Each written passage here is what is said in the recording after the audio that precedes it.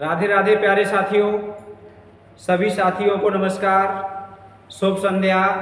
सभी साथियों का हार्दिक स्वागत है प्रद्योत गुरुकुल में। मैं हूं पीके सर। आज फिर से आप सब से चर्चा करने के लिए एक नई वीडियो में उपस्थित हूं। जी हाँ, सबसे पहले हम आप सबको बहुत बहुत शुभकामनाएं देना चाहता हूं।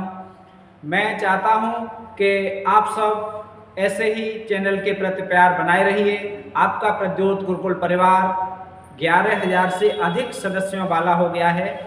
11,000 से अधिक सदस्य इसमें जुड़ गए हैं। आप सबका सहयोग है, इसमें एक एक व्यक्ति का सहयोग है।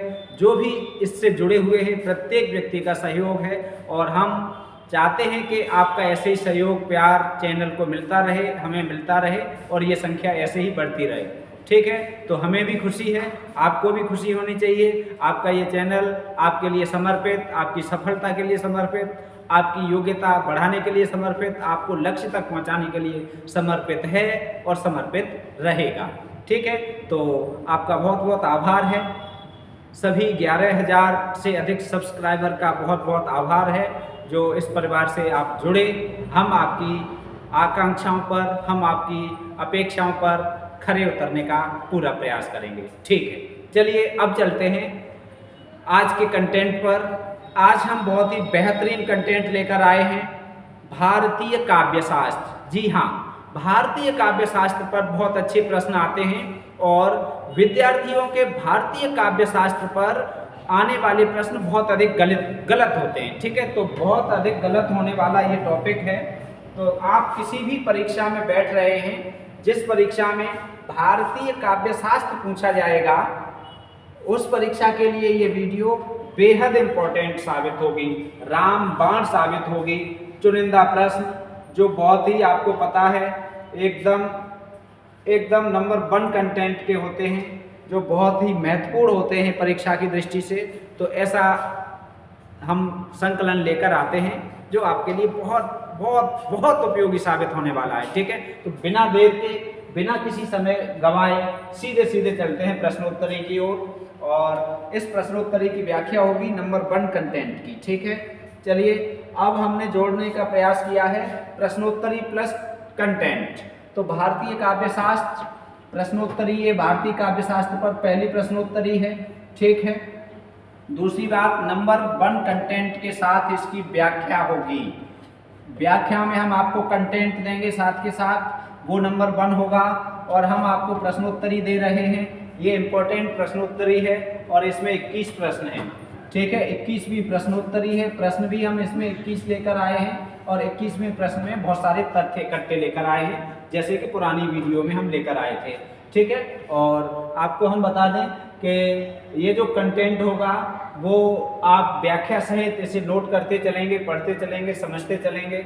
ठीक है, तो बिना किसी देर के चलिए हम बढ़ते हैं प्रश्नों की ओर। ठीक है, पहला प्रश्न हमारा है वाक्यम रसात्मकम काव्यम। वाक्यम रसात्मकम काव्यम किसने कहा? वेरी इंपॉर्टेंट है और हम आप सबसे अपेक्षा करते हैं कि कोई भी ऐसा हिंदी का विद्यार्थी जो तैयारी कर रहा होगा उसे ये ना आ रहा हो, ऐसा संभव नहीं है। मेरे विचार से प्रत्येक विद्यार्थी को आ रहा होगा और कोई भी ऐसी परीक्षा नहीं है जिसमें ये प्रश्न ना आया हो। ठीक है, तो बहुत महत्वपूर्ण है और बहुत सरल भी है। ठीक है, तो ये प्रश्न, इसका उत्तर कौन सा सही है, हम आज अब आपको हम जो 2 सेकंड या 5 सेकंड का समय देते थे वो आज से अब नहीं देंगे। आपको उत्तर आ रहा है, आप उत्तर साथ के साथ नोट करते चलिए, लिखते चलिए, कमेंट करते चलिए। हम सीधे सीधे उत्तर बताएंगे जिससे कि वीडियो लंबी न हो। ठीक है, कुछ बड़ी हो जाती है और हम नहीं चाहते कि आपके समय और शक्ति के साथ कोई खिलवाड़ हो, तो वीडियो थोड़ी भी बड़ी न हो। इसलिए हम सीधे सीधे पहले प्रश्न का डी विकल्प सही है, आचार्य विश्वनाथ। ठीक है, आचार्य विश्वनाथ ने ये बात कही है। कौन सी बात कही है? आचार्य विश्वनाथ ने ये कही है कि वाक्यम रसात्मकम काव्यम, रसयुक्त वाक्य ही काव्य है। ठीक है, कैसा वाक्य? रसयुक्त काव्य ही, रसयुक्त वाक्य ही काव्य है, विश्वनाथ ने कहा है। ठीक है, पूरे विश्व में रस ही रस है, ऐसे हम याद रखेंगे। हर चीज में रस है। ठीक है, पढ़ाई में रस खोजो और पढ़ाई में रस खोजना शुरू कर दोगे, समझ लीजिए आप सफलता तक पहुंचोगे। चलो अगली बात करते हैं रुद्रट पर। तो रुद्रट ने क्या कहा है, एक इनकी भी परिभाषा हम देख ही ले रहे हैं। रुद्रट की एक परिभाषा ननु शब्दार्थौ काव्यम। ठीक है, ननु शब्दार्थौ, ननु शब्दार्थौ काव्यम। ठीक है, बहुत आती है परीक्षाओं में, इम्पोर्टेंट है और वेरी इंपॉर्टेंट है, इसे आप नोट रखेंगे। ननु शब्दार्थौ काव्यम किनकी परिभाषा है? रुद्रट की है। ठीक है, अब हम बात कर लें दंडी पर। शरीरम ताविदास शरीरम। ठीक है, दंडी पर हम बात कर रहे हैं। शरीरम तावदिष्टार्थम, शरीरम तावदिष्टार्थम। ठीक है, शरीरम तावदिष्टार्थम दंडी की परिभाषा बहुत शानदार है। ये काय की परिभाषा है, काव्य से संबंधित। ठीक है, शरीरम तावदिष्टार्थम। ठीक, व्यवच्छिन्ना पदावली। ठीक है, ये महत्वपूर्ण परिभाषा है, वेरी इंपॉर्टेंट है, ये दंडी ने दी है। और वामन की जो परिभाषा है आजकल बहुत पूछी जा रही है, ये परिभाषा हम यहाँ पर देंगे। इनके कई कथन महत्वपूर्ण हैं। ये परिभाषा सौंदर्यम अलंकार है। ठीक है, ये अभी पिछली परीक्षाओं में सर्वाधिक आई हुई परीक्षा, ये सर्वाधिक आई हुई परिभाषा है ये। ठीक है, तो इसलिए ये वामन की इस परिभाषा को हमने यहाँ पर नोट किया है। सौंदर्यम अलंकार है, सौंदर्य ही अलंकार है। ठीक है, तो इस एक प्रश्न से आपको ये 4 तथ्य मिले। चलिए बढ़ते हैं अगले प्रश्न की ओर बिना किसी देर के। देखो ये है, संख्यात्मक प्रश्न बनाने का मन बना थोड़ी देर, तो हमने सोचा कि कुछ ऐसा प्रश्न बना दें कि सारे संख्यात्मक हों। लेकिन फिर हमने सोचा कि चलो आप लोग ये कहोगे कि ये एक जैसे ही सारे प्रश्न रख दिए हैं, लेकिन फिर भी हमने कई प्रश्न तो संख्यात्मक बना ही दिए। चलिए, रचना की मौलिकता के आधार पर कवि के कितने भेद हैं? कवि के भेद की बात हो रही है, कवि के भेद पूछे जा रहे हैं। रचना की मौलिकता के आधार पर कवि के भेद कितने हैं? 2, 3, 4 या 5? तो रचना की मौलिकता के आधार पर कवि के भेद कितने हैं बताइए? कवि के भेद हैं 4। ठीक है, दूसरे प्रश्न का सी विकल्प सही है। रचना की मौलिकता के आधार पर कवि के 4 भेद हैं। अब 4 भेद कौन कौन से हैं? चलिए नोट कर लीजिए, यहाँ पर हम आपको लिखे दे रहे हैं। नंबर 1 होता है उत्पादक। पहला कौन सा होता है? नोट करते चलेंगे। रचना की मौलिकता, मौलिकता का मतलब होता है जो सबसे पहले कोई लिखे उसे मौलिकता कहते हैं। जिसका कोई भी कॉपी न हो जिसकी, उसे मौलिक कहते हैं। ठीक है, तो ये मौलिकता सबसे पहला क्या है? उत्पादक। दूसरा क्या है? परिवर्तक। नंबर 2 पे लिख दो परिवर्तक। ठीक है, ये कवियों के भेद हैं। उत्पादक कवि, नंबर 2 ऐसे कवि शब्द भी जोड़ सकते हो। उत्पादक कवि, नंबर 2 पे परिवर्तक कवि, नंबर 3 आच्छादक। ठीक है, नंबर 3 यहाँ लिखे दे रहे हैं आच्छादक। ठीक है, ये कैसे कवि हैं? आच्छादक कैसा कवि है पूछा जाए तो क्या बताओगे? मौलिकता के आधार पर। ठीक है, रचना की मौलिकता के आधार पर। और अगला लिख लो, चौथा बचा संवर्गक। ठीक है, ये 4 प्रकार के कवि होते हैं रचना की मौलिकता के आधार पर। तो ये सी विकल्प सही हो गया दूसरे प्रश्न का। चलिए आगे बढ़ते हैं। अगला, इनके गुण विशेषताएं हम आगे पढ़ेंगे तब बात करेंगे, यहाँ ज़्यादा बात नहीं कर रहे हैं, यहाँ बस हम प्रश्नोत्तरी हल कर रहे हैं, समय ज़्यादा ना हो। ठीक है, हमारा प्रयास ये रहेगा कि आपको बहुत कम समय में प्रश्नोत्तरी दें। ठीक है, आपको कम समय में प्रश्नोत्तरी उपलब्ध कराई जाए।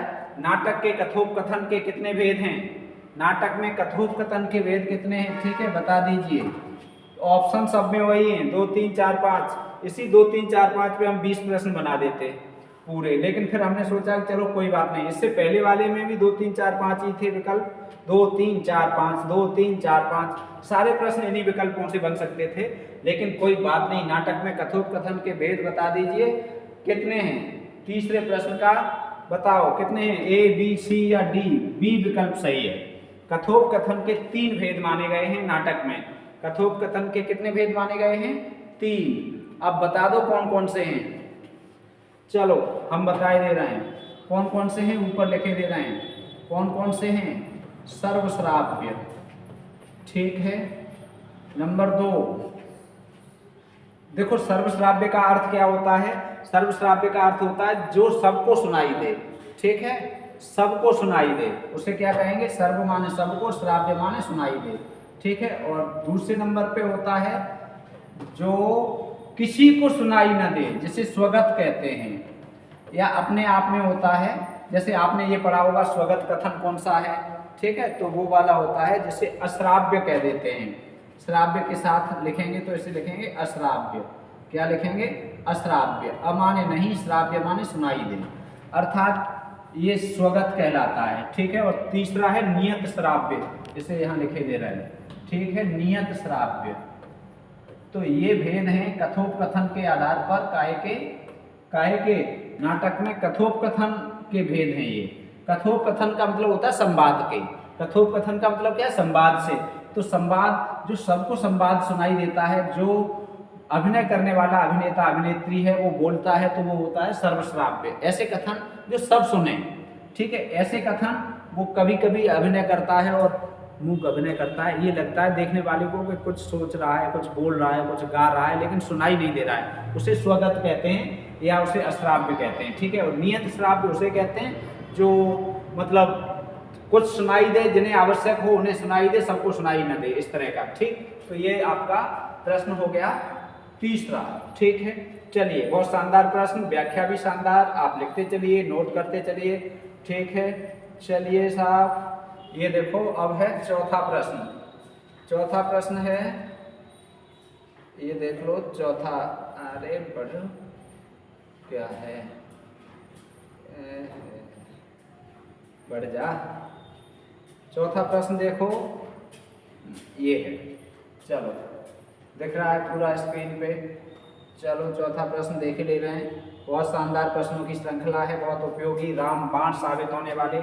नाट्य वृत्तियाँ कितनी हैं? नाट्य वृत्तियाँ कितनी हैं बता दीजिए। नाट्य वृत्तियाँ A, B, C या D?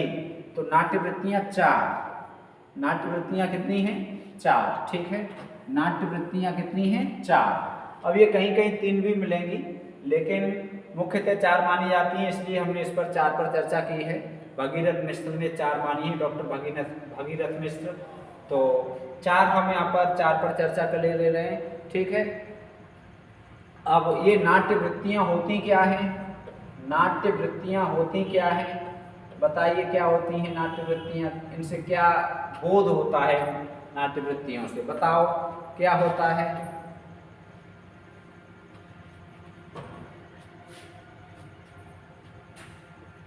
नाटक में भाव और अर्थ की अभिव्यक्ति। नाटक में भाव और अर्थ की अभिव्यक्ति। नाटक में भाव और अर्थ की अभिव्यक्ति की शैली। अभिव्यक्ति की शैली नाट्य वृत्ति कहलाती है। ठीक है। नाटक में जो भाव और अर्थ की अभिव्यक्ति की शैली होती है वो क्या कहलाती हैं? नाट्य वृत्तियाँ कहलाती हैं। अब ये नाट्य वृत्तियाँ होती कितनी हैं? 4। कौन कौन सी होती हैं ये आपको पता होगा। कौन कौन सी होती हैं?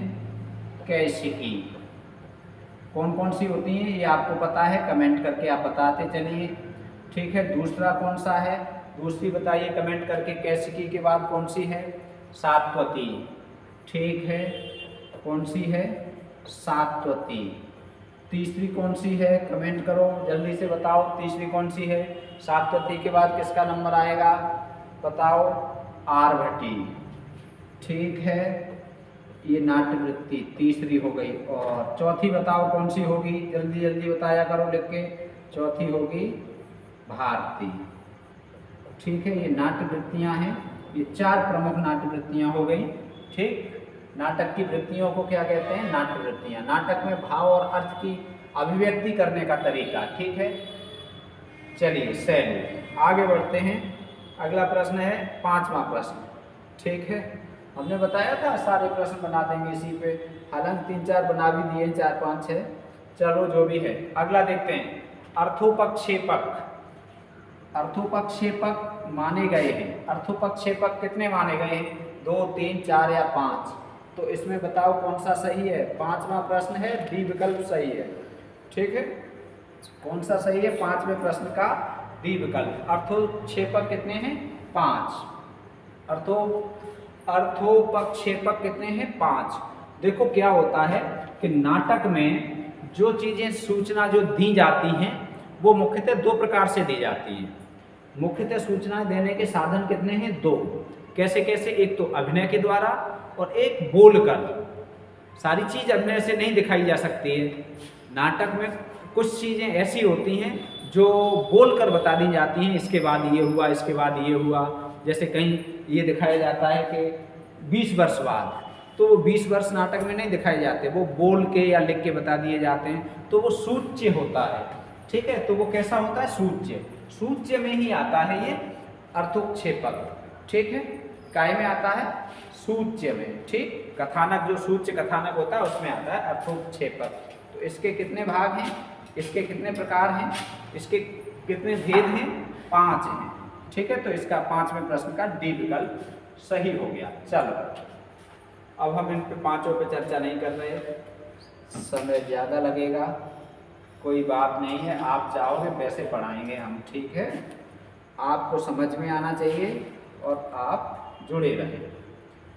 अब ये है स्रोत के आधार पर कथावस्तु के भेद कितने हैं? स्रोत के आधार पर कथावस्तु के भेद कितने हैं? स्रोत के आधार पर कथावस्तु के भेद कितने हैं? स्रोत के आधार पर कथावस्तु के भेद बता दीजिए। ए, बी, सी या डी, अर्थात 2, 3, 4 या 5। स्रोत के आधार पर कथावस्तु के भेद कितने हैं नाटक में? बताओ बताओ कितने हैं? इसमें 6 का बी विकल्प सही है। 3। कितने हैं? 3। स्रोत के आधार पर कथावस्तु के 3 भेद हैं।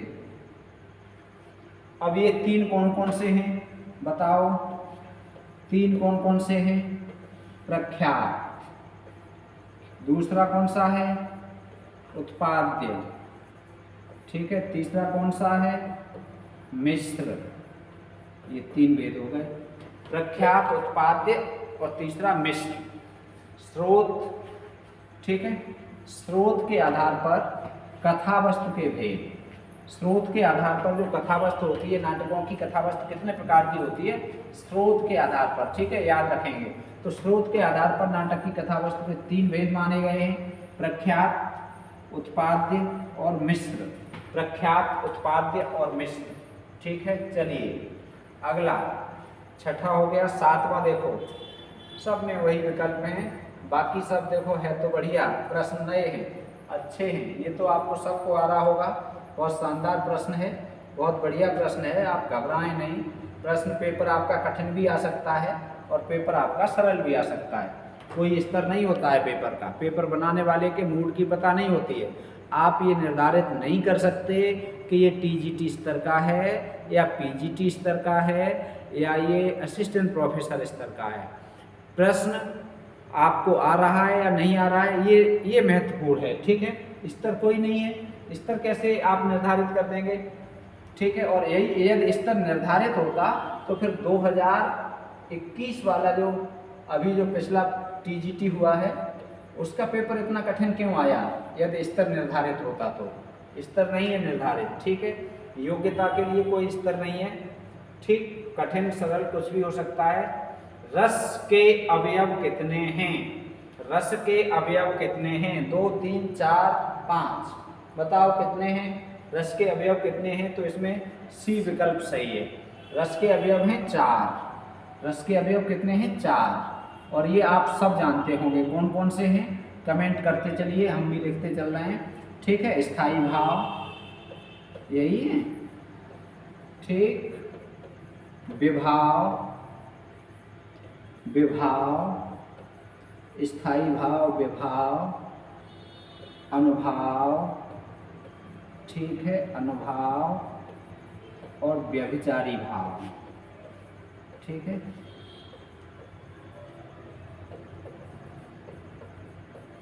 व्यभिचारी भाव। ठीक, रस के अवयव, रस के अवयव। ठीक है, रस के क्या? स्थायी भाव, विभाव, अनुभाव, व्यभिचारी भाव, ये है रस के अवयव। ठीक है, कितने हो गए? 4। अब यहाँ एक प्रश्न और बनता है, आचार्य भरतमुनि के अनुसार रस के अवयव कितने हैं?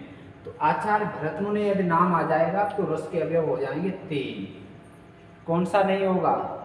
स्थायी भाव। या प्रश्न ऐसे आ जाए कि नाट्यशास्त्र के अनुसार रस के अवयव कितने हैं? तो जो रस सूत्र लिखा है आचार्य भरत मुनि ने, हमारे विचार से आप सबको याद होगा रस सूत्र, ठीक है। तो वो रस सूत्र आचार्य भरत मुनि ने लिखा है, वो क्या है? वो है विभावानुभाव व्यभिचार संयोगाद्रसः निष्पत्ति, ठीक है। रस सूत्र क्या है? विभावानुभाव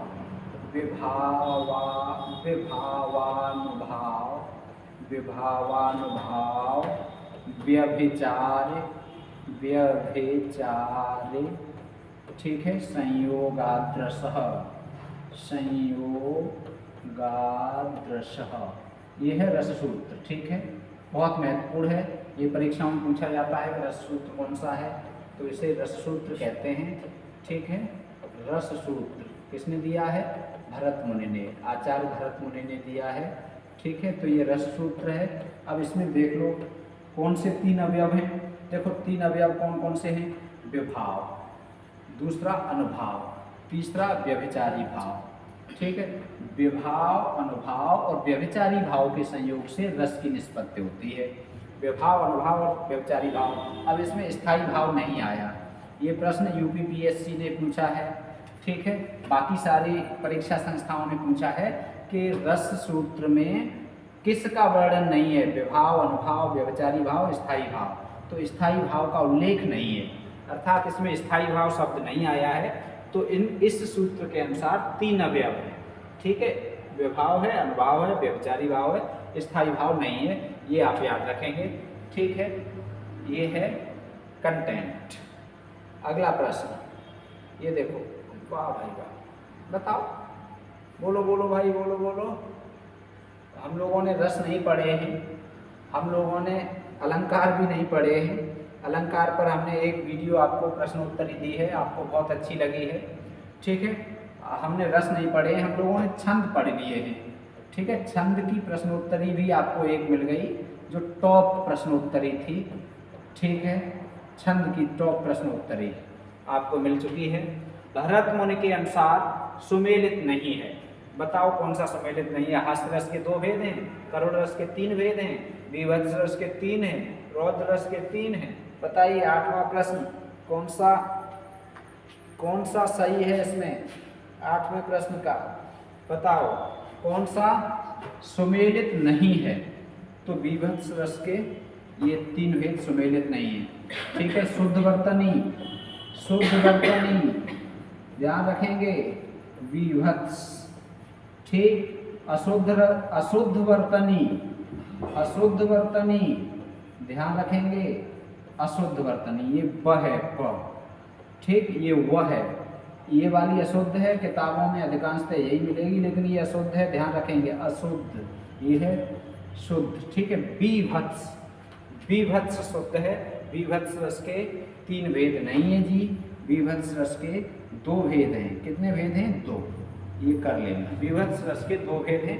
हास्य रस के भरत मुनि ने 2 भेद माने, करुण रस के 3 माने, रौद्र के भी 3 माने और बीभत्स के 2 माने। चलो 8वां प्रश्न हो गया। आप देख रहे हैं प्रद्योत गुरुकुल, ठीक है। नंबर 1 कंटेंट रस प्रश्नोत्तरी, ठीक है। चलिए अब अगला देखते हैं 9वां प्रश्न, असंगत है। 9वां प्रश्न बेहद बढ़िया प्रश्न है, बहुत अच्छा प्रश्न है, बहुत शानदार प्रश्न है, बहुत जानदार प्रश्न है। भट्टलोल्लट भुक्तिवाद, शंकुक अनुमितिवाद, भट्टनायक भोगवाद, अभिनवगुप्त अभिव्यक्तिवाद। 1 नंबर पक्का, 1 नंबर पक्का।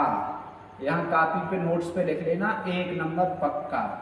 आगे हम पढ़ाएंगे, हालांकि इसकी एक वीडियो पड़ी हुई है, लेकिन हम इसकी आपको एक वीडियो देने वाले हैं जल्द ही, ठीक है। अभी ये छोटी सी चीज़ है, यहाँ इसमें कुछ चीज़ें और जुड़ेंगी और ये नंबर आपका पक्का होगा आपकी परीक्षा में, ठीक है, लिख लेना। चलो, भट्टलोल्लट भुक्तिवाद नहीं है। भट्टलोल्लट कौन सा है? उत्पत्तिवाद। कौन सा है? उत्पत्तिवाद भट्टलोल्लट का, ठीक। शंकुक का अनुमितिवाद है बिल्कुल, भट्टनायक का भोगवाद है, अभिनव गुप्त का अभिव्यक्तिवाद है और भोगवाद को ही कहा जाता है भुक्तिवाद। भोगवाद का ही दूसरा नाम है भुक्तिवाद। ठीक है, भोग। अब ये चारों बहुत इम्पोर्टेंट हैं, वेरी इम्पोर्टेंट हैं। ठीक है, प्रश्नोत्तरी भी बहुत इम्पोर्टेंट है और ये प्रश्न भी बहुत इम्पोर्टेंट है, याद रखेंगे, नोट कर लेंगे। चलिए अब बढ़ते हैं अगला 10वां प्रश्न। ये देखो, ये है शानदार, सुमेलित कीजिए। करिए भाई, सुमेलित भी आ गया। अब तो भाई करो, करिए करिए करिए करिए, सुमेलित आ गया, शीघ्रता से करिए। ठीक है, हम नहीं देर लगाना चाहते। संचारी भाव, स्थायी भाव, सात्विक भाव, अनुभाव। संचारी भावों की संख्या कितनी है? 33 है। स्थायी भाव कितने हैं? 9 हैं। सात्विक भाव कितने हैं? 8 हैं। अनुभाव कितने हैं?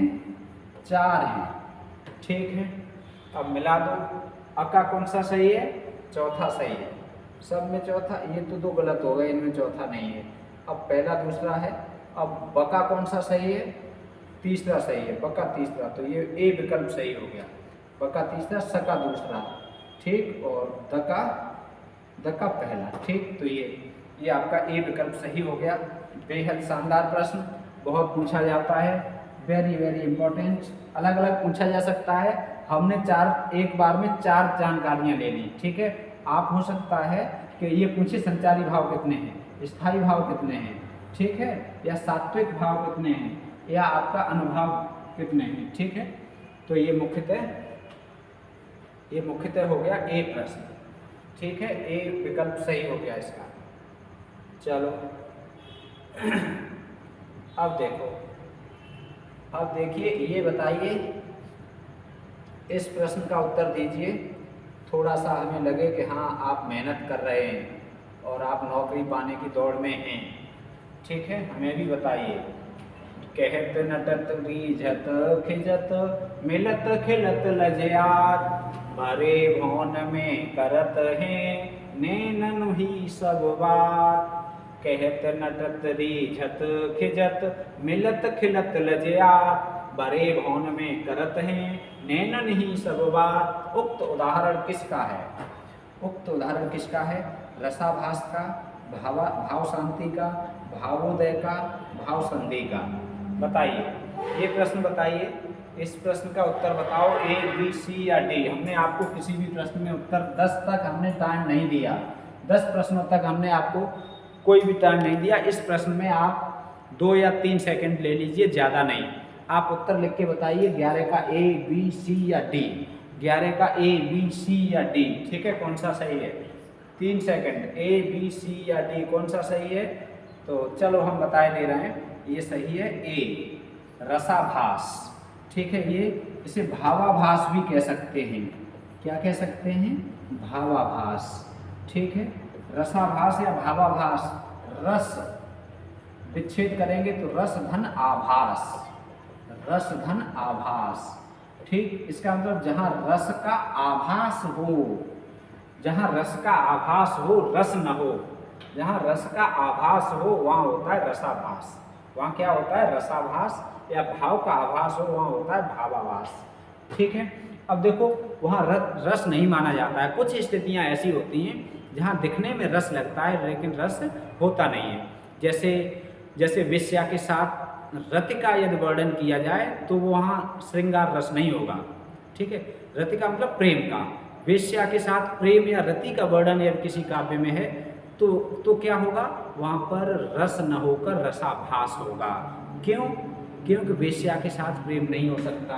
ऐसे ही ये है, कहत नटत रीझत खिजत मिलत खिलत लज्जात, भरे भौन में करत हैं नैनन ही से बात। जो नायक है कहता है, नटता है, ठीक है, रीझता है, खिंचता है, खिसियाता है, मिलता है, खेलता है, और लज्जात। नायक और नायिका दोनों हैं, सामने गुरु हैं, ठीक है, बड़े हैं अपने से, तो उनके सामने नायक और नायिका प्रेम के लिए इशारे करते हैं। नायिका तो उनके इशारे भरे भौन, भौन का मतलब भरे भौन में करत हैं नैनन हुई बात। अब क्या है, अपने से बड़ों के सामने, गुरुजनों के सामने नेत्रों से प्रेम की बात कर रहे हैं, तो यहाँ पर क्या है, रसाभास हो गया।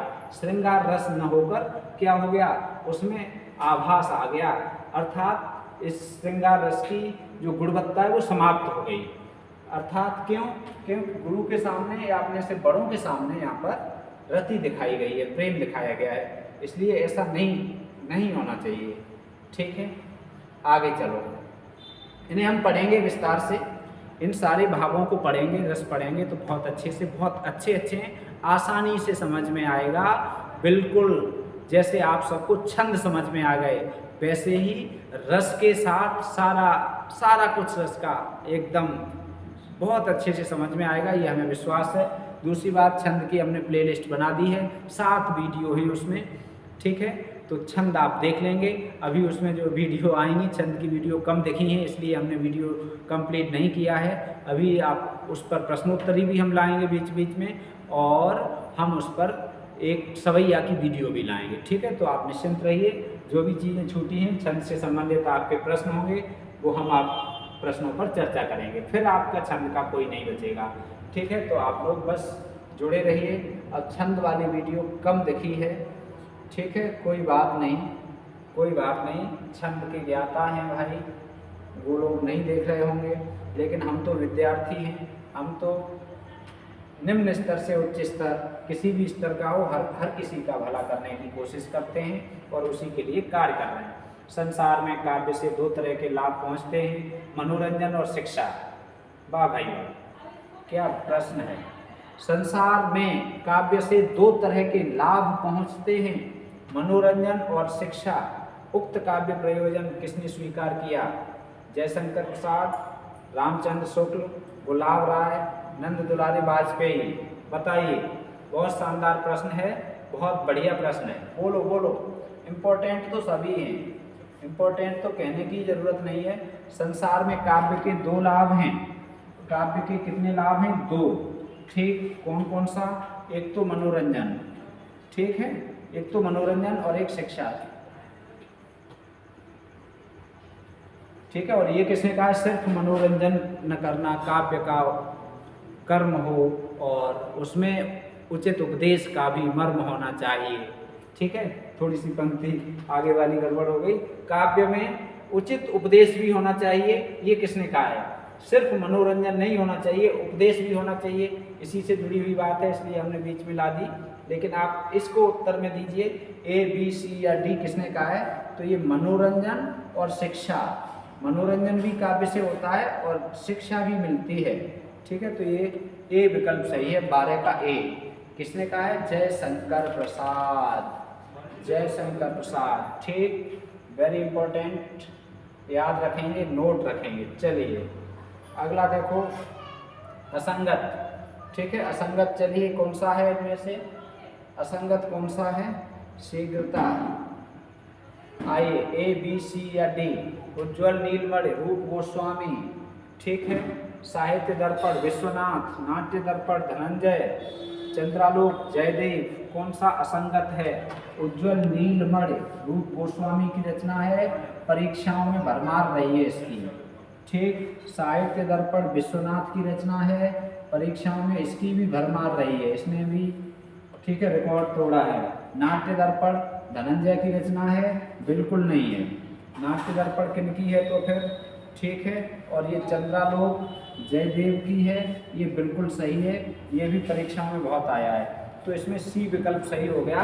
नाट्य दर्पण धनंजय की नहीं है, तो नाट्य दर्पण है किनकी? बताओ, नाट्य दर्पण किनकी है? नाट्य दर्पण बोलो किनकी है? रामचंद्र गुणचंद्र की रचना है नाट्य दर्पण। ठीक है, ठीक, और अब बचा धनंजय, तो धनंजय की रचना कौन सी है? ये बता दीजिए, धनंजय की रचना कौन सी है? यहाँ पर लिख दीजिए धनंजय। नाट्य दर्पण तो ये हो गया, अब धनंजय की बता दीजिए कमेंट करके, 1 सेकंड का टाइम है आपके पास। धनंजय की रचना बताओ कौन सी है? बहुत बढ़िया रचना है, बहुत पूछी गई है। ठीक है, धनंजय की रचना कौन सी है बताइए?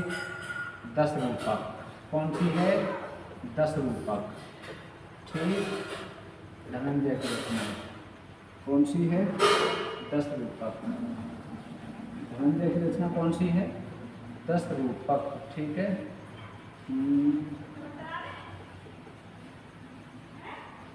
चलो, धनंजय की रचना 10 रूपक है, तो इसका प्रश्न का उत्तर हो गया सी। चलिए अगला देखते हैं। बहुत बढ़िया, क्या प्रश्न है, क्या जानदार प्रश्न है, एकदम शानदार भी है। सगुणालंकारं सहित दोष रहित जो होय और शब्द अर्थ बारो कवित विबुध कहत सब कोय। ठीक, चलो बताओ, उक्त काव्य लक्षण किसने दिया? बहुत बढ़िया, बताओ किसने दिया है ये? सगुणालंकारन सहित दोष रहित जो होए और शब्द अर्थ बारो कवि विबुध कहत सब कोय। ठीक है, अलंकार सहित हो, दोष रहित हो, गुण सगुण का मतलब गुण, गुण सहित हो, अलंकार सहित हो, दोष रहित हो, शब्द और अर्थ से युक्त हो। ठीक है, ऐसा कवित, विबुध का मतलब होता है जानकार लोग, विद्वान लोग, पढ़े लिखे समझदार लोग। ठीक है, विबुध कहत सब कोई, विबुध पंडितों ने ऐसी बात कही है, विद्वानों ने कही है। ये काव्य लक्षण केशवदास चिंतामणि, कुलपति मिश्र या भिखारीदास किनका है? तो 14वां प्रश्न का बी विकल्प सही है आपका। ये चिंतामणि ने कहा है, ये एक मणि दी है चिंता ने। ठीक है, चिंतामणि, बहुत शानदार। आइए चलते हैं 15वां प्रश्न की ओर। ये देखो 15वां प्रश्न। ठीक, बहुत शानदार प्रश्न है, बहुत बढ़िया प्रश्न है, और इससे 4 प्रश्न बनते हैं। भरत मुनि के रस सूत्र में प्रयुक्त निष्पत्ति का अर्थ उत्पत्ति किसने माना? ठीक है, निष्पत्ति अर्थ पर बहुत विवाद है। कितना विवाद है? बहुत। नाट्य शास्त्र, नाट्य जो रस सूत्र है उसमें कितने शब्द आए हैं ये भी बताइए आप, कमेंट करो कितने शब्द आए हैं नाट्य सूत्र में। अभी हमने लिखा था भरत मुनि के रस सूत्र में प्रयुक्त निष्पत्ति अर्थ का उत्पत्ति अर्थ किसने माना है? ठीक है, UPSC। ठीक है, 2021। और भी परीक्षाओं में पूछा गया है, लेकिन लेटेस्ट ये पूछा गया है उत्तर प्रदेश हायर एजुकेशन। ठीक है, तो असिस्टेंट प्रोफेसर की परीक्षा में ये 15वां प्रश्न है, और 15वां प्रश्न का डी विकल्प सही है। भट्ट लोल्लट ने कहा है, भट्ट लोल्लट ने निष्पत्ति का अर्थ उत्पत्ति माना है। ठीक है, निष्पत्ति का अर्थ उत्पत्ति माना है। और किसने क्या माना है? ठीक है, भट्ट नायक ने क्या माना है, शंकुक ने क्या माना है, अभिनव गुप्त ने क्या माना है। जो जो आपने पढ़ा है, भक्तिवाद, भक्ति, अभिव्यक्ति, ठीक है, तो यही अनुमिति, ये सब माने गए। आगे इनकी क्लास पीछे पड़ी भी है, एक और ला रहे हैं हम जल्दी। ठीक है, 16वां देखो, किस आचार्य ने दृष्ट रीत और अदृष्ट रीत को काव्य प्रयोजन माना? ये भी असिस्टेंट प्रोफेसर में ही आया है, UPSC में। ठीक है, UPSC में ये भी आया हुआ है, पिछले ही वर्ष का UPSC का प्रश्न है, ये 2021 का है। आप किसी भी परीक्षा में जहाँ हिंदी है वहाँ का आया हुआ प्रश्न आप जरूर पढ़ें। ठीक है, किस आचार्य ने दृष्ट रीत अदृष्ट कीर्ति को काव्य का उद्देश्य माना है या काव्य का प्रयोजन माना है? ठीक है, कुंतक, दंडी, बामन, उद्रट, तो ये माना है बामन ने। ठीक है, ये 16वां प्रश्न का सी विकल्प सही हुआ। चलो अब देखते हैं 17वां प्रश्न। ये भी आया है, 3 प्रश्न हमने उस पेपर से रखे हैं इकट्ठे। ठीक है, एक ही प्रश्न, एक ही पेपर के 3 प्रश्न हैं। चलती चाकी देख के दिया कबीरा रोय, दो पाटन के बीच में साबुत बचा न कोय। चलती चाकी देख के दिया कबीरा रोय, दो पाटन के बीच में साबुत बचा न कोय। काव्य पंक्तियों में कौन सी शब्द शक्ति है? ठीक है, अमिधा, अभिधा, लक्षणा, व्यंजना, विलक्षणा। बताइए, कमेंट करिए, A, B, C या D। शीघ्रता से कमेंट करिए। क्या पूछा गया है? शब्द शक्ति। शब्द शक्तियाँ कितनी होती हैं? 3। ठीक है, कौन कौन सी? अभिधा, ठीक है, अभिधा, और दूसरी लक्षणा। शब्द शक्तियाँ 3, दूसरी लक्षणा, तीसरी व्यंजना। ठीक है, व्यंजना। 3 शब्द शक्तियाँ होती हैं। ठीक है, अवधा, लक्षणा और व्यंजना। अब इनमें से कौन सी है तो बता दिए। शब्द के अर्थ को व्यक्त करने वाली शक्ति शब्द शक्ति कहलाती है। ठीक है, तो इसमें सी विकल्प सही है। यहाँ व्यंजना से अर्थ लिया गया है। ये सीधे सीधे अविधेय अर्थ होता है। शाब्दिक अर्थ, सादार्थ, साधारण अर्थ, सामान्य अर्थ, ये होता है। लक्षण के आधार पर अर्थ लिया जाता है। जहाँ ये भी और ये भी काम करना बंद कर जाए वहाँ पर व्यंजना के आधार पर अर्थ लिया जाता है। तो सी विकल्प जो आयोग ने सही माना वो ये है। ठीक है, 17 का। अगला देखते हैं 18वां प्रश्न। बहुत बढ़िया प्रश्न है। चलिए इस प्रश्न पर थोड़ी सी चर्चा करेंगे, परखते हैं। वेद नखत गृह जोड़े अर्ध करे सोए बनत अब खात। उक्त पंक्तियों में कौन सा दोष है? दोष बता दीजिए भाई, दोष कौन सा है इनमें दोष कौन सा है? दोष बताइए। उक्त पंक्तियों में कौन सा दोष है? दोष तो काव्य में आपने पढ़े होंगे। दोष बताइए, आवाज़ सही आ रही है। कौन सा दोष है बताएं? क्लिष्टत्व दोष, ग्रामत्व दोष, ग्राम्यत्व दोष, श्रुतिकटुत्व दोष, अश्लीलत्व दोष। बताओ। इस पर थोड़ा सा समय हम देंगे आपको, 2 सेकंड का, इस प्रश्न पर। बहुत शानदार।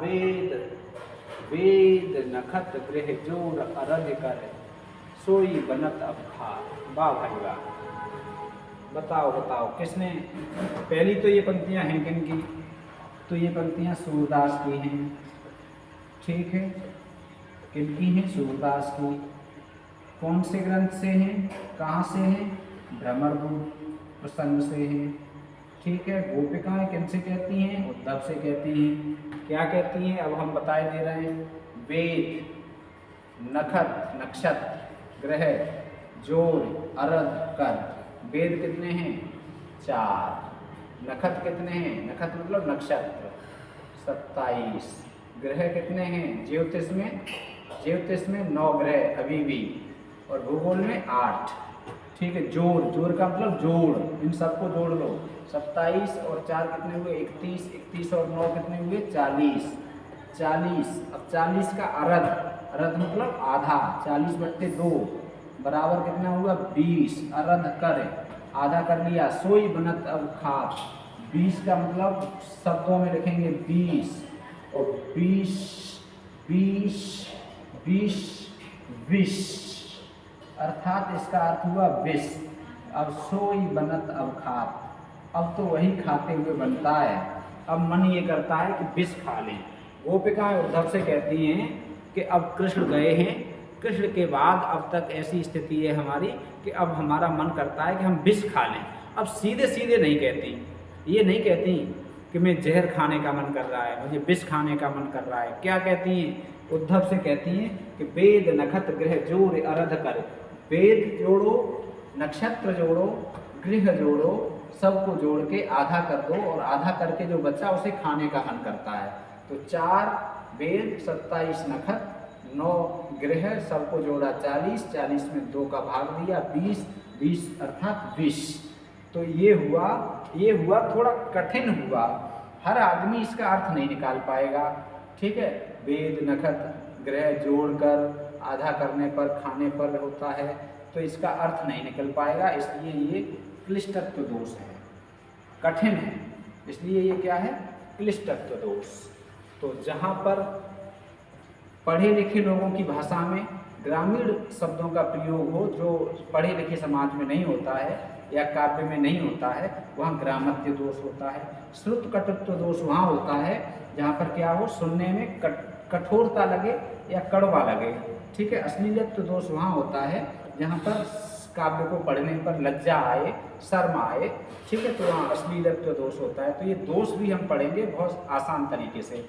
ठीक है, तो ये बहुत अच्छा प्रश्न है काव्य शास्त्र का, और बहुत शानदार प्रश्न है। ठीक है, चलिए 18वां प्रश्न हो गया। अब चलते हैं 19वां प्रश्न की ओर। ये देखो 19वां प्रश्न है। बहुत शानदार प्रश्न लेकर आए साहब, चुन चुन के लाते हैं। ठीक है, बहुत परिश्रम करना पड़ता है, बहुत मेहनत करते हैं आप सबके लिए। ठीक, आप सबका साथ चाहिए, आप सब साथ दो तो ठीक है, अच्छा लगता है हमें भी। अभिलाषा चिंता, स्मृति, उन्माद, प्रलाप, ये सब क्या हैं? ये सब क्या हैं? संचारी भाव हैं, संयोग की दशाएं हैं, वियोग की स्थितियां हैं, वियोग की दशाएं हैं। बताओ क्या है? 19वां प्रश्न का ए, बी, सी या डी कौन सा विकल्प सही है? बताओ कौन सा विकल्प सही है? 19वां प्रश्न, 19वां प्रश्न बताओ कौन सा विकल्प सही है? बहुत शानदार प्रश्न है, बहुत अच्छा प्रश्न है। बताओ अभिलाषा क्या है, चिंता क्या है, स्मृति क्या है, उन्माद क्या है, प्रलाप क्या है? इसके अलावा और भी बहुत कुछ हैं। इनके साथ ही पूरे नहीं लिखे हैं, 5 लिख दिए हैं, 5 और बचे हैं, 5 लिख दिए हैं, 5 और बचे हैं, अर्थात 10 हैं। अब भी अनुमान लगा लो इनमें से क्या है। वियोग की दशाएं हैं 10, वियोग की दशाएं हैं 10। 19 का डी, वियोग की कितनी दशाएं हैं? 10। ठीक है, याद रखेंगे। 5 ये हमने लिख दिया, अभिलाषा, चिंता, स्मृति, उन्माद, प्रलाप।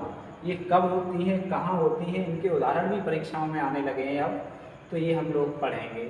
ठीक है, ये हम वियोग श्रृंगार रस पढ़ेंगे, तब हम पढ़ेंगे ये कब होती हैं और कहाँ होती हैं, और इनके उदाहरण भी पढ़ेंगे। बहुत अच्छे अच्छे उदाहरण हैं, बहुत आसान हैं। चलो अब चलते हैं अगला 20वां प्रश्न। बहुत बढ़िया, 20वां प्रश्न देख लीजिए। ये है, देखो, प्रिय के परदेश गमन के कारण अभावमयी स्थिति कहते हैं, अभावमयी स्थिति को कहते हैं। प्रिय के परदेश गमन, ठीक, के कारण अभावमयी स्थिति। प्रिय यदि परदेश चला गया तो जो अभाव की स्थिति उत्पन्न होती है उसे क्या कहते हैं? पूर्वराग, मान, प्रवास, कर्म। बताओ ए, बी, सी या डी? बहुत बढ़िया प्रश्न है, बहुत शानदार प्रश्न है। बताओ बताओ क्या कहते हैं, बताओ क्या कहते हैं 20वें प्रश्न का? ए, बी या सी? ये सही है, सी। ठीक है, प्रवास। यदि कोई किसी का प्रिय है और वो परदेश चला गया है तो उसके अभाव की जो स्थिति होती है वो प्रवास कहलाती है। ठीक है, प्रिय प्रवास। कौन गया है? कृष्ण गए हैं राधा के लिए प्रिय प्रवास। अब पूर्व राग क्या होता है? ये भी वियोग की स्थितियां हैं। ठीक है, वियोग, ये वियोग श्रृंगार रस से हम बात कर रहे हैं। ठीक है, कैसे बात कर रहे हैं? वियोग। इसका दूसरा नाम क्या होता है? विप्रलंब भी होता है। हमने पढ़ा नहीं है, अभी पढ़ेंगे आगे। विप्रलंब श्रृंगार, श्रृंगार शुद्ध वर्तनी है ये। विप्रलंब श्रृंगार के रूप हैं ये। ठीक है, कितने प्रकार का होता है, कितने रूप हैं? तो 4 रूप होते हैं विप्रलंब श्रृंगार के। कौन कौन से 4 होते हैं? ये चारों हैं, पूर्वराग, मान, प्रवास और करुण। पूर्वराग वहाँ होता है, पूर्व पहले, राग मिलने से पहले, नायक नायिका के मिलने से पहले नायिका या नायक एक दूसरे का चित्र देखते हैं, एक दूसरे को स्वप्न में देखते हैं, एक दूसरे की चर्चा करते हैं या प्रत्यक्ष देखते हैं मिलन से पूर्व, तो वो पूर्व राग होता है। मान कहाँ होता है? मिलन की स्थिति में भी मिलन का अवरोध हो, क्रोध आदि के कारण, कोप आदि के कारण मिलन की स्थिति हो फिर भी मिलन न हो पाए, वह मान होता है। और प्रवास ये हो गया। और करुण कहाँ होता है? इसका सबसे बड़ा उदाहरण आपका साकेत की उर्मिला है। मतलब वियोग में या विप्रलंब में मरने की स्थिति करुण कहलाती है। विप्रलंब श्रृंगार में मरने जैसी स्थिति आ जाए तो वो करुण कहलाती है। 20वां प्रश्न हो गया। अब देखो 21वां प्रश्न। ठीक है, ये देखो 21वां प्रश्न। 21 प्रश्न है, 21वीं वीडियो है। ठीक है, बहुत महत्वपूर्ण तथ्य एक साथ इसमें हमने जुटा दिए हैं। देव ने छल नामक संचारी भाव की उद्भावना की है। असंगत हमें ढूंढना है। देव ने छल नामक संचारी भाव की उद्भावना की है। छल नामक 34वां संचारी भाव देव ने बताया था। 33 संचारी भाव होते हैं। ठीक है, तो ये बिल्कुल सत्य है। दूसरा, भवभूत ने एकमात्र रस करुण माना। बहुत इम्पोर्टेंट, ये भी इम्पोर्टेंट और ये तो वेरी इम्पोर्टेंट, भरमार रही है क्वेश्चन की इसकी परीक्षाओं में। ठीक है, नोट रखेंगे। भवभूत ने एकमात्र रस कौन सा माना है? करुण माना है, बिल्कुल संगत है। श्रृंगार रस रसराज है, श्रृंगार रसराज है, रसों का राजा श्रृंगार है, बिल्कुल रस का राजा श्रृंगार है। ठीक है, आचार्य भोज ने एकमात्र रस करुण माना, ये बिल्कुल सत्य नहीं है। आचार्य भोज ने एकमात्र रस करुण नहीं माना है। आचार्य भोज ने एकमात्र रस माना तो है, पर श्रृंगार को माना है। ठीक है, इसका ये डी विकल्प सही हो जाएगा। और ई स्वेद और विपथ क्या हैं? तो स्वेद और विपथ अनुभाव हैं। ठीक, अनुभाव में भी सात्विक अनुभाव आएंगे। यदि और इसके अंदर से पूछेगा तो फिर आप सात्विक अनुभाव बता देंगे। 8 प्रकार के होते हैं। ठीक, अगला है रस ब्रह्मानंद सहोदर है। बिल्कुल, ब्रह्मानंद का जो ब्रह्म का आनंद होता है वही रस का आनंद है। भाई भाई हैं। सहोदर का मतलब एक ही पेट से जन्म लेने वाले, एक ही स्थान से, एक ही पेट से जिनका जन्म हुआ हो, सगे भाई। तो रस और ब्रह्मानंद, ब्रह्म आनंद दोनों सगे भैया हैं। ठीक, केशव दास ने विवाद और आदि नामक संचारी भावों की उद्भावना की है। बिल्कुल सही बात है, की है। ठीक है, वीडियो उपयोगी लगे तो लाइक और शेयर करें। धन्यवाद। ठीक है, तो आज की क्लास यहीं तक। आज की ये वीडियो आपको कैसी लगी आप एक कमेंट अवश्य किया करिए। ठीक है, जितने भी लोग जुड़े हैं, हम आपसे अब कुछ और नहीं कह रहे। जो भी जुड़े हैं, जो भी वीडियो देख रहे हैं, जो भी वीडियो देख रहे हैं अभी लाइव में या बाद में, ठीक है, एक कमेंट आप कमेंट बॉक्स में अवश्य किया करिए, जिससे हमें पता लगे आपको वीडियो कैसी लगी और हमारी मेहनत किस दिशा में जा रही है। आपको लाभ पहुंचा पा रहे हैं हम या नहीं पहुंचा पा रहे हैं, आपको उपयोगी कंटेंट हम दे पा रहे हैं या नहीं, आपकी हम तनिक क्षणिक या तनिक क्षण भर भी, एक पल के लिए या एक कण के लिए, कण जितना भी हम आपका लाभ पहुंचा पा रहे हैं या नहीं पहुंचा पा रहे हैं। ठीक है, तो जितना भी हम आपका सहयोग कर पा रहे हैं आप कमेंट करके अवश्य बताइए। ठीक है, और आज हमारा परिवार 11,000 सदस्यों का हुआ है। पुनः आपको, आप सबको हृदय से आभार, बहुत बहुत आभार। धन्यवाद। राधे राधे। जय हिंदी, जय भारत।